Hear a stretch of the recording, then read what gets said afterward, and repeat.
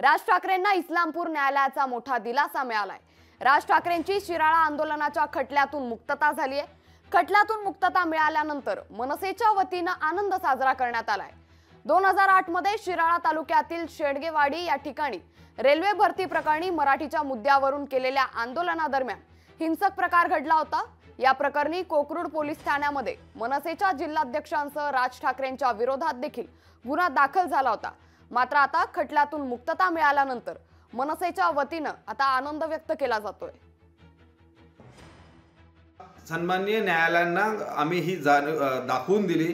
इस्लामपूर दिवाणी न्यायालयामध्ये हा दावा सुरू होता आणि ह्या दाव्यामध्ये आम्ही सन्माननीय कोर्टाला हे दाखवून दिलं की यामध्ये सन्माननीय राजसाहेब ठाकरे व शिरीष पारकर यांचा कोणताही हात नव्हता व त्यांनी कोणतंही चेतावणीखोर भाषण केलं नाही किंवा त्यांनी कोणतेही आम्हाला आव्हान करून आम्ही हे आंदोलन केलं नाही।